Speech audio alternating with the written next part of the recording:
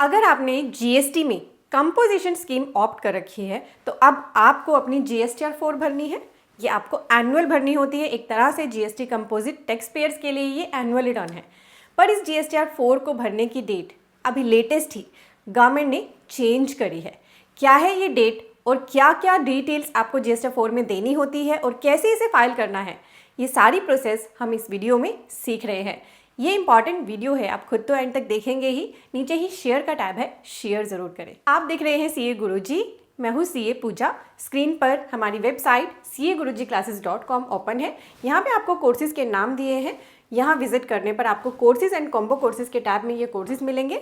आप अपने हिसाब से कोर्सेज को पिक करें ताकि आप अपनी जॉब पर हाई पोजीशन पा सकें, खुद की प्रैक्टिस को शुरू या ग्रो कर सकें। और अगर आपको अपनी नॉलेज को फ्री में अपडेटेड रखना है तो आप यहाँ पर CA-Guruji-Classes.com को डेली विजिट कर सकते हैं, क्योंकि यहाँ टैक्स अपडेट्स के टैब में हम डेली फ्री आर्टिकल्स पब्लिश करते हैं। जीएसटीआर 4 की डेट को चेंज किया है नोटिफिकेशन नंबर 12/2024। इस नोटिफिकेशन के अगर आप पॉइंट नंबर 13 पर आएंगे, इसके अंदर वैसे बहुत सारे चेंजेस है, बड़ी नोटिफिकेशन है, तो इसमें लिखा है कि रूल 62 को चेंज किया गया है। इसके अंदर एक प्रोविजो इंसर्ट किया गया है, provided that return in GSTR 4 for financial year from financial year 24-25 onwards shall be required to be furnished by registered person till 30th June following the end of the financial year। तो अब आपके लिए GSTR 4 को भरने की date जो पहले 30 अप्रैल थी उसको रिप्लेस कर दिया गया है। अब आपने फाइनेंशियल ईयर 24-25 से इस रिटर्न को 30 जून तक भरना है। तो पहले तो आपको ये क्लियर रहना कि कंपोजिट टैक्स पेयर्स को अपनी जो रिटर्न भरनी होती है क्वार्टरली, वो है CMP 08। ये क्वार्टरली आप भरते हैं। इसके साथ अगर कोई आपकी टैक्स लाइबिलिटी होती है वो आप पे कर देते हैं। देन आपकी जीएसटीआर 4 ये आपको वंस इन अ ईयर भरनी होती है। पहले इसकी डेट 30 अप्रैल थी, अब गवर्नमेंट ने इसकी डेट कर दी है 30 जून, क्योंकि फाइनेंशियल ईयर के एकदम एंड होते कई बार बुक्स ऑफ अकाउंट्स आपके प्रिपेयर नहीं होते हैं, तो थोड़ा सा टाइम आपको दे दिया है।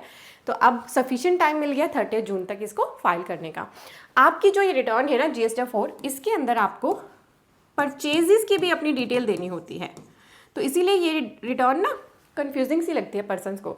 साथ ही आपको अगर पूरे साल में CMP 08 फाइल करते हुए कोई गलती नज़र आए अपनी सेल जो आपने दिखाई है उसमें, तो वो भी आप इसमें करेक्ट कर सकते हैं। तो अब हम एक बार देखते हैं कैसे जीएसटीआर 4 को फाइल करना है। नई डेट तो आपको पता चल गई है, अब आप इसी के अकॉर्डिंग एक्शन ले सकते हैं। अभी मैं आपको वीडियो के एंड में लेट फीस भी बता दूंगी, अगर आप इस डेट को मिस करेंगे तो कितनी लेट फीस लगेगी। तो आपको जीएसटीआर 4 जो कंपोजिट टैक्स पेयर्स की फाइल करनी है उसके लिए जीएसटी पोर्टल पर अपना अकाउंट लॉग इन कर लें। जो भी कंपोजिट टैक्स पेयर है उनके लिए सर्विसेज में आए, रिटर्न्स के अंदर ऑप्शन मिलेगी एनुअल रिटर्न, इस पे आपको क्लिक कर लेना है। क्लिक करके फाइनेंशियल ईयर सिलेक्ट करना है और सर्च पे क्लिक कर देना है। नीचे आपको जीएसटीआर 4 का फॉर्म दिखेगा, ये ऑनलाइन मोड में अवेलेबल है।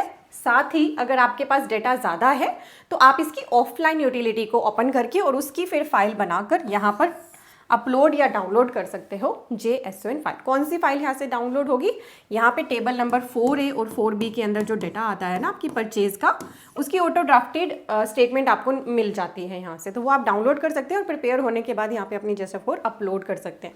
यहाँ पे अभी आपको ड्यू डेट अब जब 24-25 के लिए आप भरेंगे जीएसटीआर 4 तो वो मिलेगी 30 जून 2025। ठीक है, क्लियर है। आप मान लीजिए आप ऑनलाइन फाइल करना चाहते हैं तो प्रिपेयर ऑनलाइन पे क्लिक कर लीजिए। यहाँ पे क्लिक करते ही आपके सामने यही पेज अपीयर हो। पहले यहाँ पे एक मैसेज अपीयर हो रहा है। क्या मैसेज है कि आपकी जो समरी है बेस्ड ऑन जीएसटीआर 4A वो जनरेट हो गई होगी और ऑटो ड्राफ्ट होगा उसका data in table 4A and 4B। और जो भी ऑटो ड्राफ्टेड डेटा है, जो डेटा एडिटेबल है, वो सिर्फ आपकी कन्वीनियंस के लिए है। आप अपना डेटा करेक्ट करके डाल सकते हैं। इसमें कुछ टेबल्स आपकी एडिटेबल होंगी और कुछ टेबल्स नॉन एडिटेबल भी होंगी। और देन आपको सबसे पहला काम करना है यहाँ पे अपनी aggregate turnover of previous financial year mandatory report करनी है। पर मान लीजिए आपने इसी फाइनेंशियल ईयर में जीएसटी नंबर लिया था तो फिर आप यहाँ पे 0 टर्नओवर रिपोर्ट कर सकते हैं। अदरवाइज प्रीवियस ईयर की टर्नओवर यहाँ पे एंटर करके सेव करेंगे, तभी आपको आगे के टैब्स एक्टिव दिखेंगे। जो ये टैब्स दिख रहे हैं ये आपको बाद में इनेबल होंगे। कंप्यूट लाइबिलिटी का टैब है, यहाँ पर डाउनलोड कर सकते हैं आप summary of table 4A and 4B, वो ऑप्शन भी अवेलेबल है। अब आपको कौन कौन सी टेबल्स यहाँ पे फिल करनी है वो देखते हैं। ये आपके सामने कुछ टेबल्स हैं जो आपको फिल करनी है। इनमें से 2 टेबल तो ऑटो ड्राफ्टेड है, table number 5 and table number 7। इन पर आपको कुछ नहीं करना क्योंकि ये नॉन एडिटेबल है। टेबल नंबर 5 के अंदर आपके पूरे साल जो CMP 08 आपने क्वार्टरली भरा उसकी पूरे साल की ऑटो ड्राफ्टेड ये डिटेल है, इसको आप बस एक बार गो थ्रू कर सकते हैं। ऐसे TDS या TCS का कोई क्रेडिट आपको रिसीव हुआ है, ये भी ऑटो ड्राफ्टेड होगा। इसके अलावा जो टेबल्स हैं इन पे आपको एक्शन लेना है। पहली टेबल 4A, यहाँ पे अब आपकी परचेजेस की बात हो रही है। तो पहली टेबल है inward supplies from registered supplier. तो ऐसी परचेजेस जो आपने रजिस्टर्ड पर्सन से करी हैं वो आपको यहाँ रिपोर्ट करनी है। ये परचेजेस आप GSTIN वाइज रिपोर्ट कर सकते हैं, यानी एक ही GST नंबर के साथ आपने काम किया, यानी एक ही सप्लायर से आप माल खरीदते रहते हो फ्रीक्वेंटली, तो पूरे साल में उसको कंसोलिडेट करके आप 4A के अंदर डाल सकते हो। GST नंबर के अकॉर्डिंग इसमें डाटा डलता है। और यहाँ पे रिवर्स चार्ज वाली सप्लाईज नहीं दिखानी है, रिवर्स चार्ज वाली सप्लाईज के लिए आपकी है टेबल नंबर 4B। और अनरजिस्टर्ड पर्सन से जो आपने परचेजेस की हैं वो आप टोटल दिखा सकते हैं, total taxable value table number 4C के अंदर। और अगर आपने इंपोर्ट भी करा है तो वो इंपोर्ट ऑफ सर्विस आपने सर्विस को रिपोर्ट करना है, यहाँ पे इंपोर्ट ऑफ सर्विस को यहाँ पे रिपोर्ट जरूर करना है। और टेबल नंबर 6 के अंदर फिर आपकी कोई गलती होगी पूरे साल में, मान लो अपनी टर्नओवर को दिखाने पर, तो टेबल 6 के अंदर आप उसको करेक्ट भी कर सकते हैं। टेबल 6 के अंदर आपकी आउटवर्ड का डेटा भी जाएगा रेट वाइज, और इनवर्ड का ये ऑटो ड्राफ्ट हो जाएगा। इसमें आपको कुछ नहीं डालना परचेज के लिए, परचेज का डेटा अपने आप ऑटो पॉपुलेट होगा। आउटवर्ड का डेटा आपको रेट वाइज डालना पड़ेगा। तो हम 1 बाय 1 अब इन टेबल्स को गो थ्रू कर लेते हैं। तो टेबल नंबर 4 है जहाँ पे आपको रजिस्टर पर्सन से हुई परचेज का डाटा डालना है। आपको सप्लायर का GST नंबर एंटर कर देना है, ट्रेड नेम और प्लेस ऑफ सप्लाई अपने आप आएगा। फिर जैसे ही ऐड डिटेल पर क्लिक करेंगे आगे आपको टैक्सेबल वैल्यू डालनी है, रेट वाइज यहाँ पे आप डेटा डाल देना, फिर आगे टेक्स्ट जो है आपके ब्रेकअप आ जाएगा। यहाँ पे एक्शंस के अंदर ऐड करने की ऑप्शंस है और फिर डेटा डाल के आप सेव कर देना। तो GST नंबर के अकॉर्डिंग आप यहाँ पे टोटल डाल सकते हैं। कुछ डेटा ऑटो फिल भी आएगा, आप उसको चेक कर सकते हैं। जैसे आप कोई भी डेटा डाल देंगे तो वो आपको ऐसे दिखेगा, फिर स्टेटस दिखेगा, उसका एक्शन लेने की भी ऑप्शन रहेगी। देन आपकी टेबल 4B, अगर रिवर्स चार्ज आप पर एप्लीकेबल था किसी परचेज के लिए, वो आपने करा है, तो सप्लायर का GST नंबर, ट्रेड नेम और प्लेस ऑफ सप्लाई खुद आ जाएगा और आगे रेट वाइज आपको डेटा डालना है। जैसे कि टेबल 4A में डाला, बिल्कुल 4B में भी ऐसे डालना, बट ये रिवर्स चार्ज वाली परचेज है। फिर आपकी टेबल नंबर 4C, इसके अंदर जो आपने अनरजिस्टर्ड से परचेज करी है, तो अगर आपके पास उसका पैन है अनरजिस्टर्ड पर्सन का तो आप डाल दीजिए, ट्रेड नेम और लीगल नेम है तो डाल दीजिए, वरना ये मैंडेटरी फील्ड नहीं है। आप इनको, अगर आपके पास ये डेटा नहीं है, छोड़ दीजिए। प्लेस ऑफ सप्लाई के अकॉर्डिंग भी आप टैक्सेबल वैल्यू यहाँ पे एंटर कर सकते हैं। तो place of supply drop down से सिलेक्ट कर लीजिएगा एंड देन नीचे आप टैक्सेबल वैल्यू, रेट और टैक्स डाल सकते हैं। और अगर इस पर रिवर्स चार्ज एप्लीकेबल है तो टिक कर दीजिएगा, अदरवाइज आपको इस बॉक्स को टिक नहीं करना है। और ऑफलाइन टूल को यूज करके भी आप ये सारी डिटेल्स बना सकते हो। अगर आपकी इंपोर्ट ऑफ सर्विस की कोई डिटेल है तो वो प्लेस ऑफ सप्लाई के अकॉर्डिंग आप दिखा सकते हैं। Then table number 5,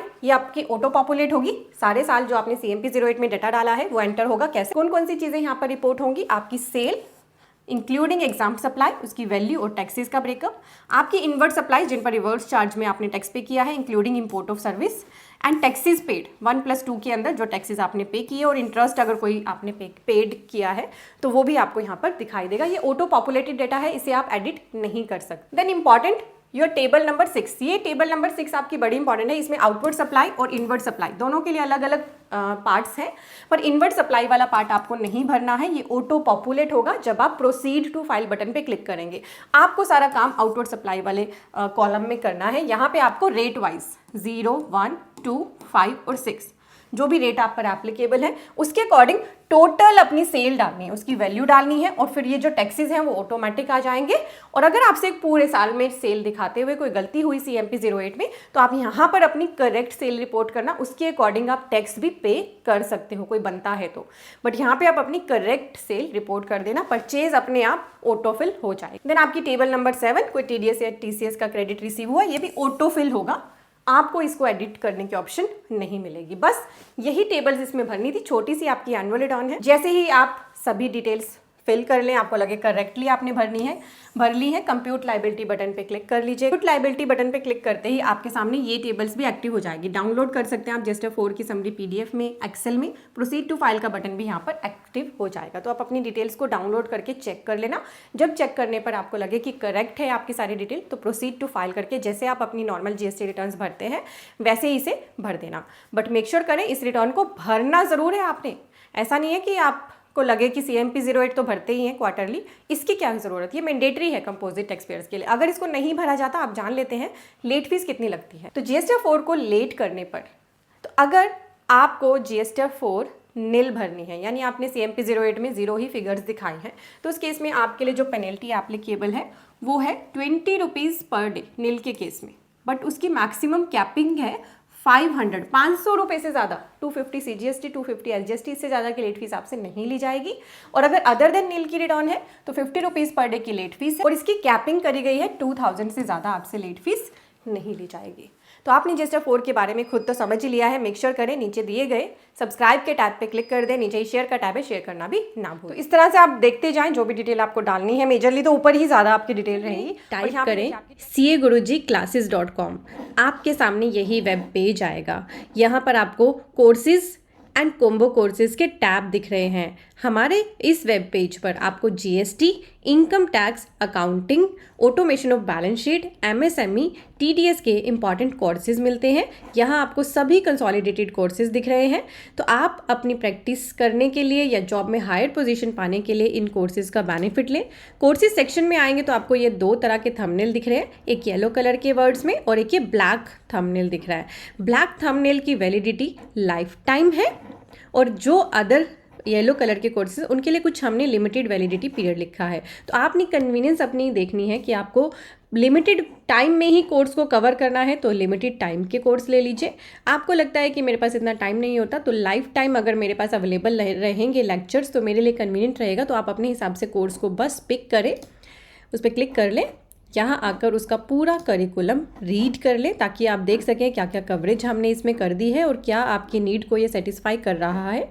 add to cart पे क्लिक करके जैसे आप अमेजन फ्लिपकार्ट से शॉपिंग करते हैं वैसे ही आपको शॉपिंग करनी है। आपका यहाँ पे लॉगिन भी क्रिएट हो जाएगा और इसी वेब पेज पर लॉगिन करके आप हमारी कोई भी कोर्स जो लेते हैं लर्निंग उनको कर सकते हैं। ये रिकॉर्डेड लेक्चर्स होते हैं। और हमारा जो ये ऑटोमेशन ऑफ बैलेंस शीट का कोर्स है ना, इसमें हमने आपको आधे से ज़्यादा एक्सेल भी सिखा दिया। आपकी बैलेंस शीट तो ऑटोमेट हो ही रही है, एक्सेल की भी आपकी नॉलेज इस कोर्स को लेने से बहुत ही बढ़ जाएगी। ये हमारा मोस्ट पॉपुलर कोर्स है।